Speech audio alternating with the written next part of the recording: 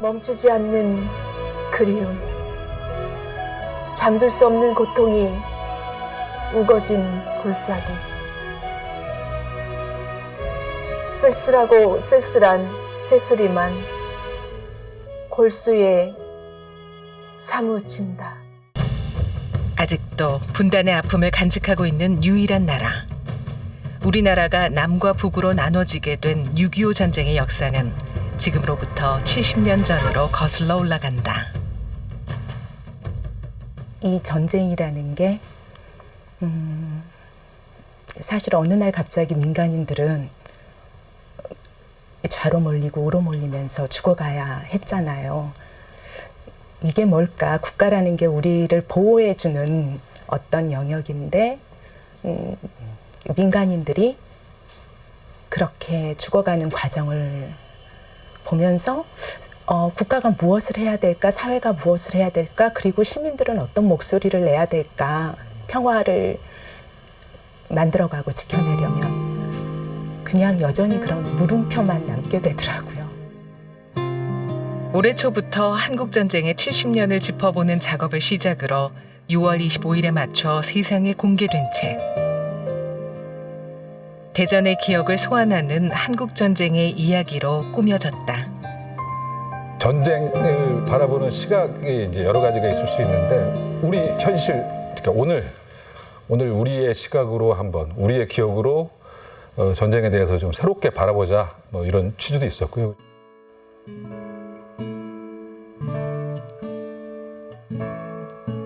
이번 활동에 참여한 예술인들은 스토리밥 작가협동조합의 구성원들, 그리고 극단 배우, 영상 제작자, 화가 등 그 분야가 다양하다.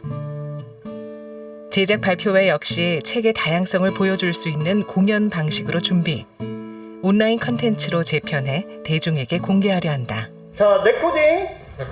네, 자, 맞습니다. 레코딩 갔죠? 하나, 둘. 정덕재 작가의 희곡 계란을 먹을 수 있는 자격. 한국전쟁 발발 이틀 뒤 이승만 대통령이 대전으로 피난을 온 역사에 기반하고 그 안에서 펼쳐지는 이야기를 희곡으로 꾸며서 낭독 공연으로까지 재구성했다. 계란으로 전범자가 되는 일을 막는 훌륭한 가업을 수행한 것이구만. 범죄를 추궁할 사람이 피난을 갔으니 그건 아직 모르는 일이고요. 길이 끊긴다는 생각은 추워도 생각해 본 적이 없어서 말이오. 그렇죠. 길을 가다가 스스로 멈추긴 하지만 갑자기 끊긴 길을 만나긴 쉽지 않죠. 이승만 대통령이 대전의 관사에서 짧은 기간 머무르면서 그 관사에서 일하는 사람들의 에피소드 그리고 그 당시의 내용을 정보를 재미있게 코믹하게 제공하는 그런 이야기입니다. 그리고 작가님이 글 쓰는 게 일상적인 언어를 아주 재밌게 쓰시고 위트가 있어서 연습을 재밌게 했어요. 근데 이제 막상 이렇게 여기서 카메라 앞에서 낭독 공연을 하다 보니까 발음도 신경 써야 되고 중간중간 끊으면 감정도 끊어지고 뭐 그런 어려움이 있었지만은 재미난 경험과 즐거웠습니다.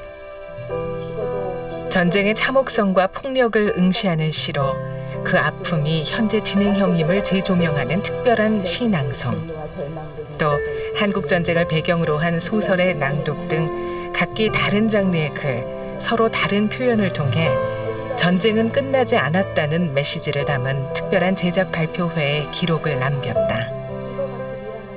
지금 계속해서 진행되는 아픔에 대해서 같이 공감하는, 그리고 앞으로 일어날 어떤 우리 사회의 공동체가 나아가야 할 방향성을 함께 공유하고 또 모색했다는 점에서 저는 이 프로젝트가 의미 있었다고 생각합니다.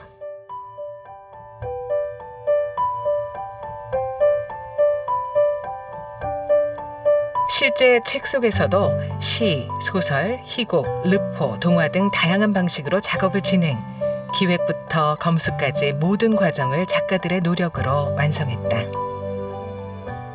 일단 기본적으로는 조금 이렇게 좀 새로운 시각을 가지자, 전쟁에 대해서 새로운 시각 가지자는 것, 그런 대전제 말고는 각자 다 작업을 했죠. 사실이 있고 역사적 사실이 있고 역사적 사실에 기초해서 서사시를 쓰는 거기 때문에 뭐 내가 상상하는 것들은 그분들의 마음 정도이고, 그래서 훨씬 그러니까 자유시 창작하는 거하고는 전혀 다른 느낌이었죠.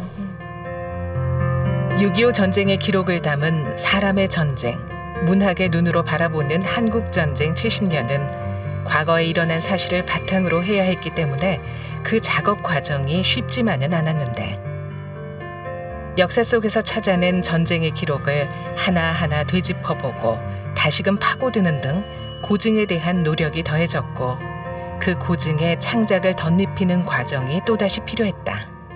대전을 중심으로 한 지역에서 겪었던 전쟁, 그리고 매 시간 달라지고 또 느끼는 사람마다 다른 이곳에서 이 사람들에게 전쟁은 과연 어떤 의미로 다가오고 또 문학을 통해서 어떻게 새롭게 해석할 수 있는지, 그런 부분에 우리 초점을 맞추고 여러 가지 기획을 진행했습니다.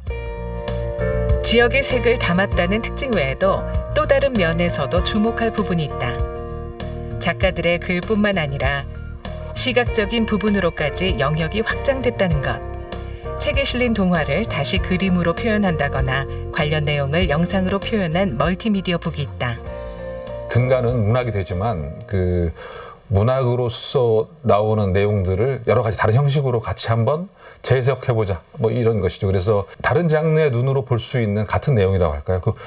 굉장히 다른 느낌으로 다가오죠. 그래서 또 작업하는 사람들, 그러니까 예를 들면 배우나 연출가, 또 그림 그리는 화가나 이런 분들의 해석이 또 추가돼서 다른 장르면 새로운 느낌으로. 그렇기 때문에 멀티미디어 북에 싣게 될 내용을 채우기 위한 특별한 작업 또한 동시에 이루어졌는데, 그 과정에서 전쟁의 흔적이 남아있는 대전의 주요 공간들을 찾아가 영상으로 기록하는 에세이도 제작됐다.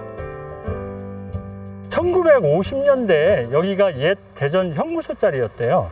근데 이제 잘 아시다시피 또 경찰이라든가 좀 뭐라고 해, 우익 진영이라고 하시는 분들이 또 여기 우물터에서 또 희생을 당하셨거든요. 그 희생의 장소를 좀 저희가 기록을 하려고 나왔습니다. 수많은 생명을 앗아간 아픔의 장소 중 하나인 옛 대전 형무소터는 조선 총독부에 의해 대전 감옥으로 개소됐고 6.25 전쟁 당시 대량 학살이 이루어졌던 곳. 과거 우물 안에는 죽음의 시신들이 쌓여 있었고 그 죽음은 억울한 것이었다고 말한다. 대전에서 한국전쟁 피해들이 있었다, 희생자들이 있었다는 건 알고 있었는데 직접 작가들과 혹은 다른 분들과 같이 이제 돌아보면서 구체적으로 대전의 한국전쟁의 피해자들, 희생자들을 갖다가 좀 볼 수 있는 아주 뜻깊은 기회였던 것 같습니다.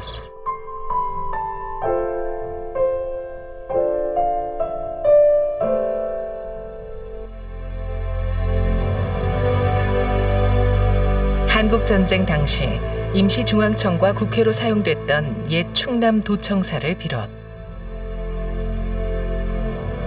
대전 최초의 성당이자 사제들이 총살된 순교의 현장이며 수백 명이 학살된 비극의 현장을 찾고 가장 긴 무덤, 골짜기 전체가 학살터였다는 산내의 고령골을 통해 비극의 기억 속에 추모를 담는다.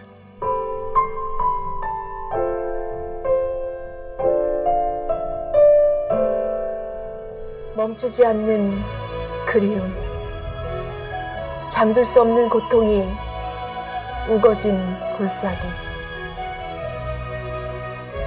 쓸쓸하고 쓸쓸한 새소리만 골수에 사무친다. 그 문학이라고 하는 장르로 그 당시의 상황을 재현하고 이야기를 하려고 할 때에는 그 당시에 사람들이 겪는 것을 이야기하고 싶은 거잖아요.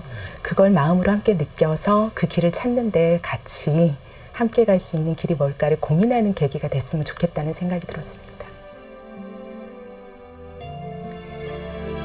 어떤 말로도 다 설명하기 힘든 전쟁의 아픔을 다양한 방식으로 표현하고자 한 사람의 전쟁, 문학의 눈으로 바라보는 한국전쟁 70년. 스토리밥 작가협동조합의 특별한 책을 통해 그 아픔에 공감하며 추모를 전하고자 한다.